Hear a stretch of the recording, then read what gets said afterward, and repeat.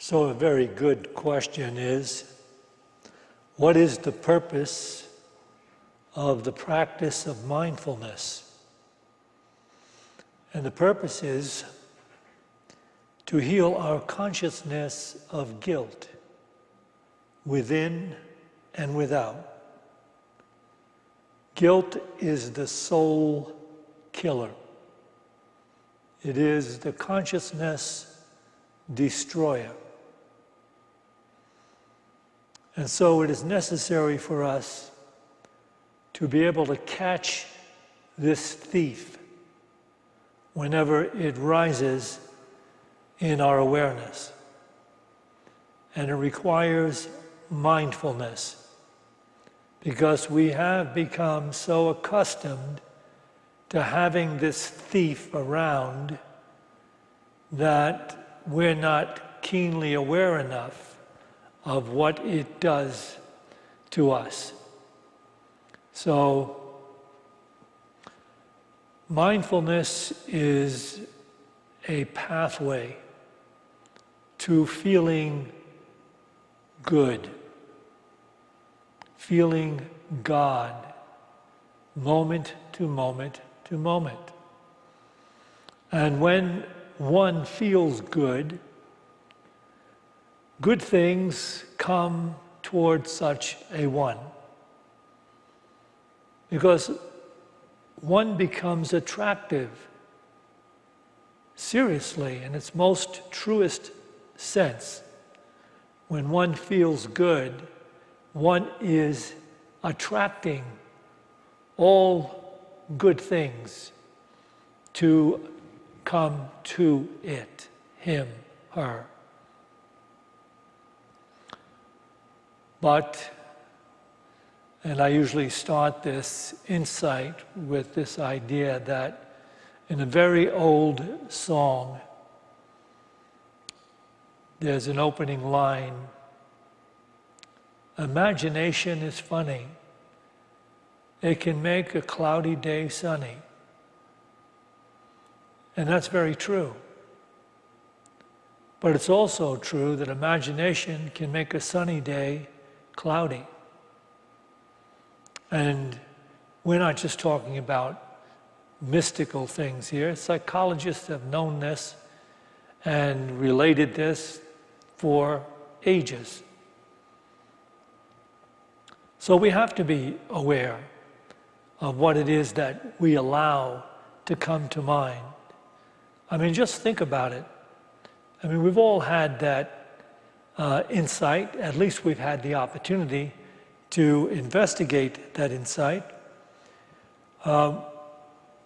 When Norma's and my children were very young, we took Cintisha and Shad to the library. We had them at the library a number of times, but now Cintisha was 5 years old, and she was entitled to have her own library card. And I guess because she was in school, that kids are permitted to have a library card at 5, and if they want to, they could basically check out a book on their own, but every kid that's 5 years old has to have their parents there anyway.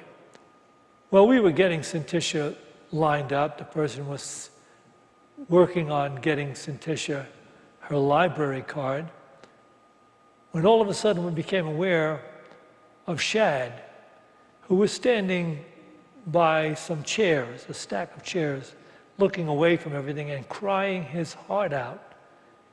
And when I went over to him, I said, Shad, what's going on? What's the matter? He was only 4 years old. He said, I want a library card. And I said, well, you have to be 5 to get a library. No, but I want one. And there was nothing we could do. He was really in deep pain about not being able to have a library card. But I can't tell you how his mind had initiated that suffering. You see, I can't give you enough reasons why Shad did not need a library card. First of all, there's no way for him to ever get to the library unless we drive him there. Second of all, he couldn't even find the children's section if he wanted to. Third of all, he didn't read. But he was in deep pain over something. He gave it such power to make him feel bad that he was being deprived of something. And you know, adults do this on a more expanded scale, of course, but they do this a lot to themselves. I'm sure that you've had plans, and maybe not so much unity people, but your average people have had plans to go on a picnic, and it was a sunny day in the morning, but by the time they got the lunch packed, you know, the clouds blew in, and now it's raining. And so people are cast down. And for what reason? I mean, the weather just changed, that's it. You could certainly, if you didn't feel so bad and shut down, you could come up with something else to do. Go to a movie or read a book or, you know, have a gathering at the house or something. But you watch this happening, and when you counsel with people, you hear about the self-imposed suffering of so many people because they allow their minds to get a hold of something that makes them feel bad or deprived. And that's really the ego-centered illusion of self. And that's what's doing this to us. It's one of the reasons why the Course in Miracles is so intent on pointing out the evils of the ego. It's trying to allow us to see how this blame, self-blame we get into, sometimes comes about because as we grew up, we got into a place of comparatives with life. We saw ourselves as separate from others in such a strong way that we assumed that things that are happening to us and not through us. We grew up that way, most people, unless they had enlightened parents, grew up thinking that things happen to them. And when they're happening to them from outside, they naturally blame those conditions and people and circumstances for doing a terrible thing to them because they haven't had yet any opportunity to realize how life actually operates. So if you don't get anything out of this particular discourse tonight, you should get this as clearly as you can. Circumstances do not rise separate from us. All circumstances rise with you, depending on where you are in consciousness, depending on that level of awareness that you absolutely have been living in and believe in. That's what rises with you, and you'll see it all around you, corroborating your state of mind.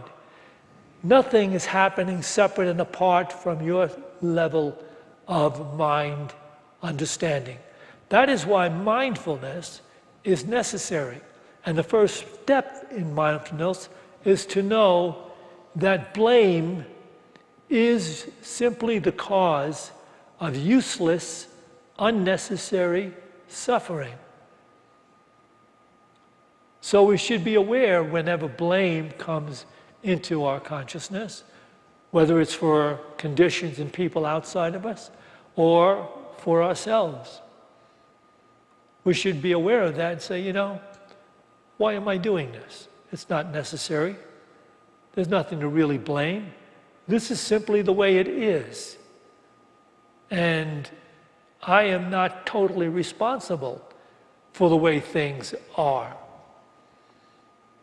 And so we should begin to alleviate ourselves of any of that guilt that we take with us and carry with us. But there's so much guilt involved in people's lives who are not on the spiritual path. They're not learning mindfulness. What happens is when they start to not blame conditions and circumstances and people outside themselves, too often they start to really blame themselves within. And I'm saying this mostly for people that haven't had any experience with the truth of unity, of our interconnectedness with all minds. They haven't had that experience, so they still see things as separate, but now they're blaming themselves. And people who early on in life blame themselves for things that are happening and going wrong, and they feel inferior, and they create a victim consciousness, they start to get so used to feeling that way, that that is who they are, their consciousness, and they play the victim, that they feel helpless to do anything about all the terrible things that they've managed to make happen in their lives. And the thing about that is it's difficult to convince a person who believes that's their identity, that I'm a victim. You talk to these people that believe they are victims, and they've got every different kind of reason to prove to you that things are happening to them that shouldn't be happening, and they can't do anything about the way they feel inside, the guilt they feel, because they feel responsible. I must be a past life thing that's causing this to happen to me now. Oh, if we could do anything, just get rid of the past life thing. There's enough blame to go around right here where we are. Get away from past life blame. Okay. So, mindfulness is being awake in the process of being alive, so that you're aware when your mind is beginning to use different elements and issues and memories and conditions to make you feel inadequate or worthy of blame, or to make you feel picked on or a victim. And it's too often, it begins when we're very young. We have some very unenlightened parents who, or some people grew up with foster parents who were themselves unenlightened. Most parents are not really fully enlightened. And you can wind up with some really limited thinking parents, or a parent, who takes out their unhappiness on their offspring. I can give you an example. We were in Las Vegas visiting Shad when he was in Las Vegas, and this was even before he had his ministry there. We were visiting him. He was a sound engineer at MGM Hotel Casinos. And we were waiting to see him. I think it was a Sunday. It was a Sunday. We were outside Einstein's Bagel Place. It was a sunny day. It was in the summer. And we were waiting for, I don't know who was inside, Dell or somebody else was ordering the bagels. And I was sitting outside, and there was a guy out there, about 25 years old, and he was selling Sunday papers. So he had the Sunday papers stacked up, and as people came by to the bagel shop, and there was another something else going on over there, he would sell these newspapers for $1.25 a piece. And I got to talking to him because there was a lull. There wasn't anybody around to buy papers, and I got into a conversation with him saying, you know, what kind of a job is that? He said, it's not a great job, but it helps me to pay some of my bills and things. Turns out he was living with his mother, and so I found out from him, how much do you make with the sale of each paper? He said, oh, I make 40 cents. So he's selling it for $1.25. He makes 40 cents per paper. And I watched him when he was doing sales with a number of people there, making change. And then when he wasn't making change, I saw him sitting down reading the Sunday paper. So I said, well, you know, is this your only job? He said, yeah, for now. I haven't been able to come up with a job recently. In fact, I just got back in town after being away for a month. I went to Chicago. I had a cousin there. I tried to get started on the new life. I don't like living with my mother. She's not rich. She's just trying to do the best she can to help me. And then got deeper into the story. I was talking to this guy for about 20 minutes. And he told me that he grew up with his father, who was an engineer, who had since left the marriage and him. And his father always told him that he was stupid. And that whenever he had a difficult time with his homework from school, the father would berate him. Say, how could you? His father was like a major brain child, an engineer. And yet, he didn't have the wisdom to know what his berating of this young man was doing to him. He so destroyed this kid's self-esteem. This kid just grew up feeling unworthy and incapable. So I hear the story, and it's really difficult to keep your own spiritual composure, because I don't necessarily hold any kind of negative feelings toward people that are ignorant. Their ignorance is their own pain. They bring more suffering to themselves than they know. But boy, it was hard not to dislike this guy's father, whoever he was, wherever he was, for what he's doing to him through all the time growing up, so that he finally could not even, he never finished high school. And he tried to get work. And he always felt inadequate and whatever was going on, and had to live with his mother. And then he found himself selling these newspapers, trying to get by. And I said to him, so do you read this newspaper like every Sunday? He said, yeah, from cover to cover when I have nothing else to do. I said, and you understand it all? I said, yeah, it's not a problem.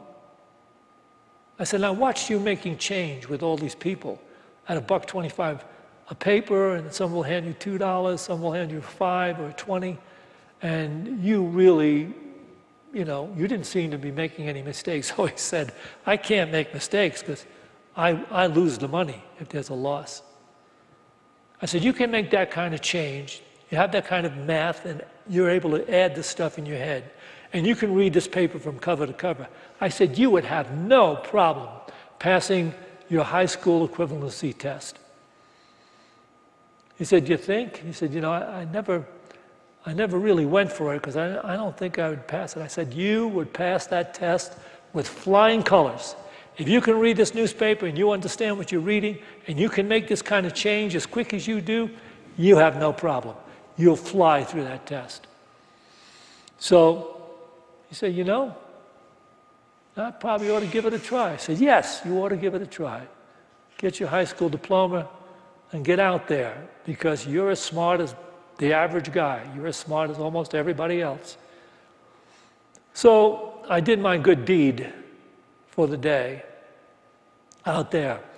But it just goes to show you how the mind can so totally defeat us. And people don't recognize how often they hold themselves accountable for things they can't be accountable for. In the, let me share this quote with you from, this is from the Four Agreements on page 20. In your whole life, nobody has ever abused you more than you have abused yourself. And the limit of your self-abuse is exactly the limit that you will tolerate from someone else. If someone abuses you a little more than you abuse yourself, you will probably walk away from that person.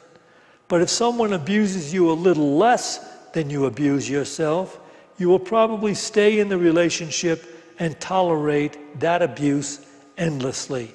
Just listen to this. This is the story of so many people in their lives. And this is the story of relationships, even supposedly romantic or married relationships. In your whole life, no one has ever abused you more than you have abused yourself. And the limit of your self-abuse is exactly the limit that you will tolerate from someone else. If someone abuses you a little more than you abuse yourself, you will probably walk away from that person. But if someone abuses you a little less than you abuse yourself, you'll probably stay in the relationship and tolerate it endlessly. You know, I've seen people, when I used to do regular counseling, I had to give it up because I was getting ready to need a psychiatrist myself. But because to listen to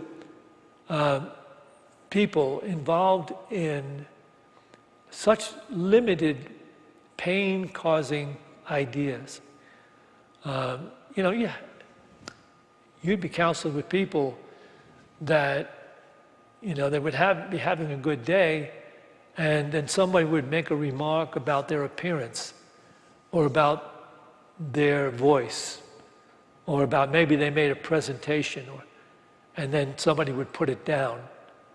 And then it wouldn't just be a passing guilt or pain, they would dwell on it. They would feel that pain and that suffering. Oh, how could I mess up like that? It's terrible, I feel awful. And they'd have to come for counseling. And you wonder, and you get people, and this happens a lot to people. I can understand it happening and it being a passing thing. You go out on a date. It's a one-time deal. You go out on a date, and then you trade phone numbers, and then you come back, and you don't get the phone call. You're not getting a call back. And you're at your wit's end. Why isn't that person calling me? Oh, I must have messed up. Oh, gee, maybe it wasn't something I said. And this stuff goes on and on and on. Just get over the fact that you are in any way, shape, or form responsible for anything except the big stuff. There are things you have to be aware of. If somebody is in a gentle way trying to help you see something that you're doing and you're not doing it correctly, you don't have to take issue with the fact that you're wrong, you're inadequate. You simply can make the correction. And for the big stuff, okay, a little introspection, fine. But when you get this stuff going on, where you're taking to heart all the stuff that's going on, and the feeling of, what did I do wrong? Again, and again, and again. And this is useless, unnecessary suffering, because I'll tell you something. The one thing that is absolute in this universe is that the Creator has given all of us the right to be wrong. What? Yes. The Creator has given us the right to make big, fat mistakes. All the Creator wants us to do is to be awake in our living. There's no judgment coming down. from the creation. The judgment is all coming from us. We are making the judgment. And if we're awake in living, when we make mistakes in something, the realistic thing to do is to correct the mistake to the best of your ability and move on. Because you're reflecting upon yourself. That's all we're doing here. We came here to reflect. We're building something in our soul. A soul that is accepting of its divinity and no longer tolerating the limitations and fear that come from other aspects in living. So we have to be awake in living so that forgiveness is immediate and non-condemnation is part of the journey. We have been given permission to be right and wrong and whatever, so we need to just let things go and move on moment to moment and be in the now moment. Forget the past altogether. Whatever went wrong in the past is like unnecessary now. It's water under the bridge. And what's ever going to go on in the future, that belongs to the future. To angst about it now, that's just another way of making yourself feel bad. If a minister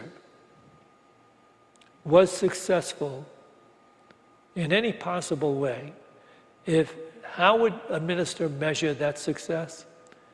To the degree that he could make the people he's sharing his ministry with feel good.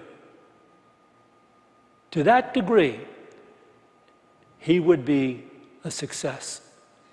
And to no other way.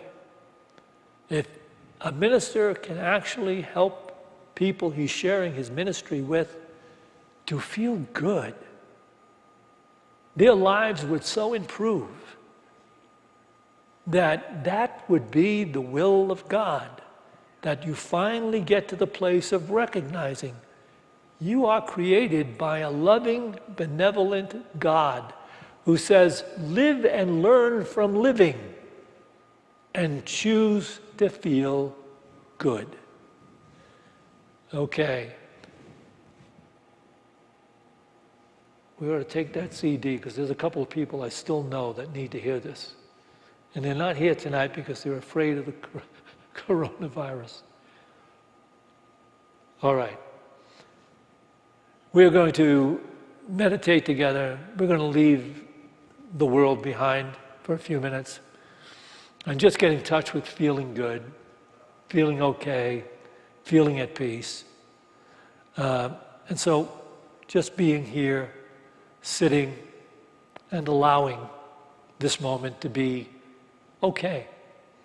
We listen to this beautiful crystal bowl and allow that energy to move through us and become part of that beautiful music of this bowl. Because you are music when you feel good. And then after that, we'll have a period of silence.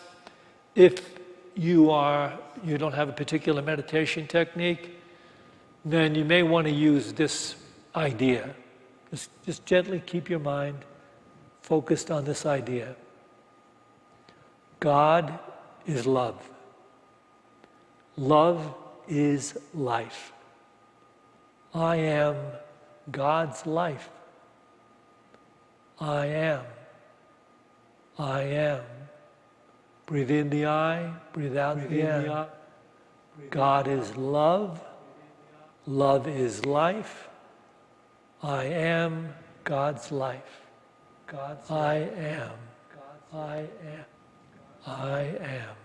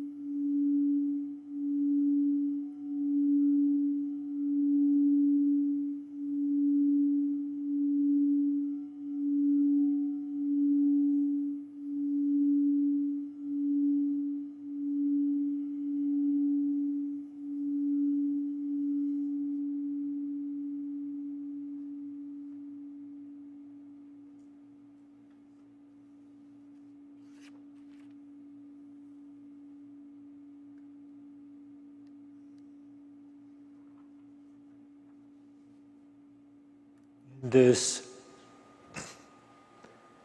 consciousness of refined unity awareness. We will offer the names of those who have been submitted to our prayer list. As Norma calls the name, just allow this divine feeling in the word good go forth to that name. Good. Vanessa Yoho, Wayne Bartlett, Sharon Lloyd and family, Sandy Spahn, Jeff Stewart, Jeannie Russell, Alfred and Norma Hansen, Hal Dickinson, Kevin, Francoise Netter, Brandy Gamblin, Melinda Niemczyk, the Bajoran Kennedy family, the firefighters of Colorado, the firefighters of Arizona, the firefighters of New Mexico, the firefighters of California, the firefighters of Utah, the firefighters of Oregon, the firefighters of Washington, all healthcare workers, Jeff Bridges, Jonathan Price and family, Grandmother Rita, migrant children separated from their parents, Sandy Perko, Daniel Rivard, Dan James, Christinia, Twilight Light Street and Lionstown, protection from the fire.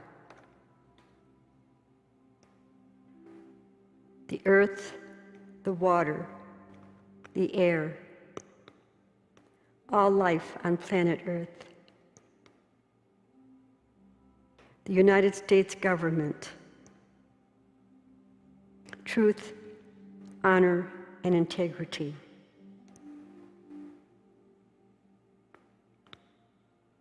If you'd like to call out a name at this time, you can do so.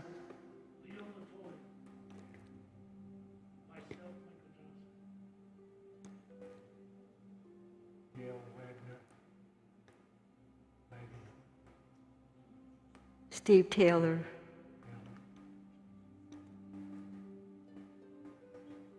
Matthew and family, S. Casey and family, S. Daniel and family, and may the rain come at this time.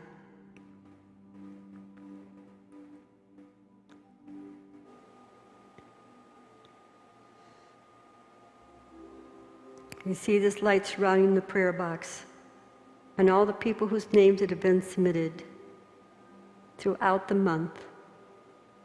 We see them healed, physically, mentally, and spiritually.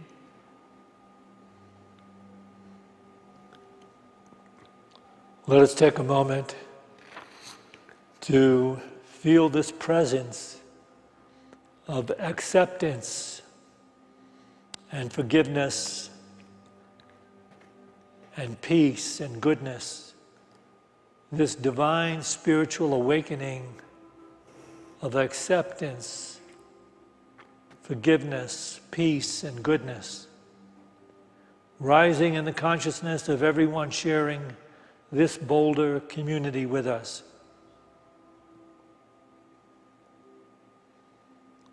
And we acknowledge it, we envision it rising in the consciousness of everyone sharing the state of Colorado with us.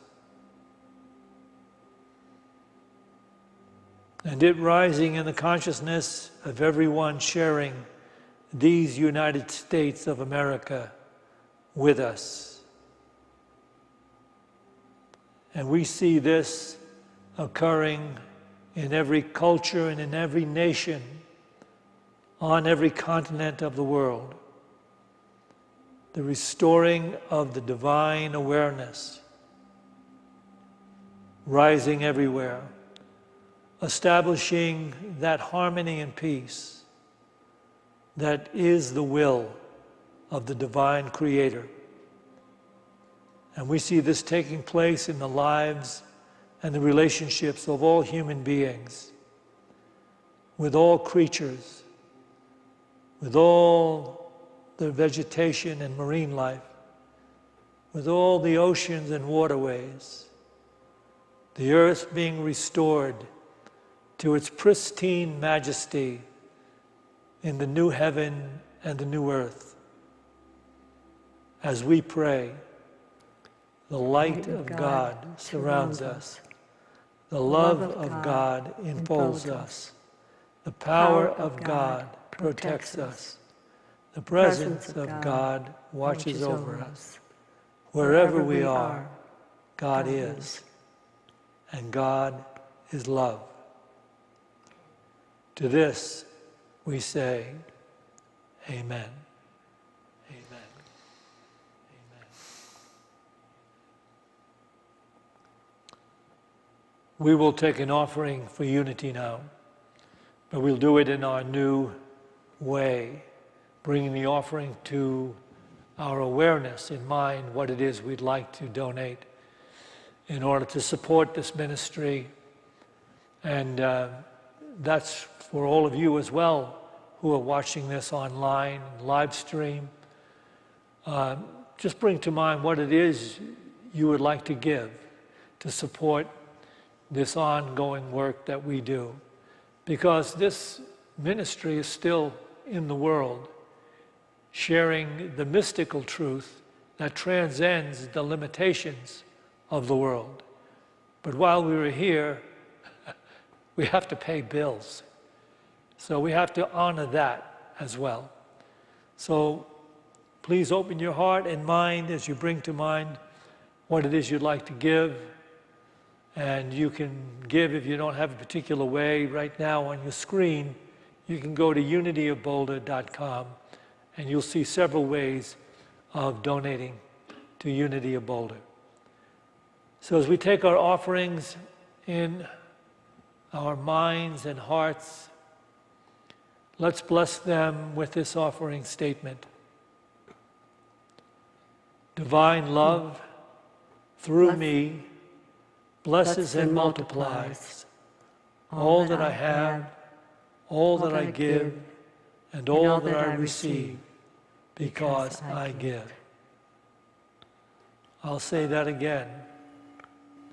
Divine love, through me, blesses and multiplies all that I have, all that I give, and all that I receive, because I give. I give. Help me see beauty in and all around me.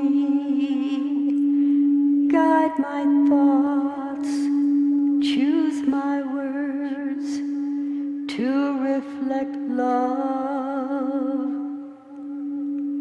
This I pray. Help me see beauty in and all around me. Guide my thoughts, choose my words to reflect love. This I pray. This I pray. This I pray.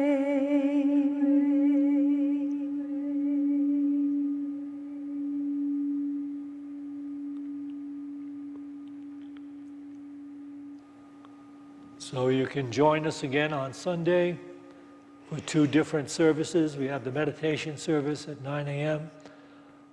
and we have our 11 a.m. service with Sintisha. On Sunday, we have a number of classes taking place, and you can go online to unityofboulder.com to discover which classes are still available, and you may want to participate in them. So thank you for joining us this evening. God bless.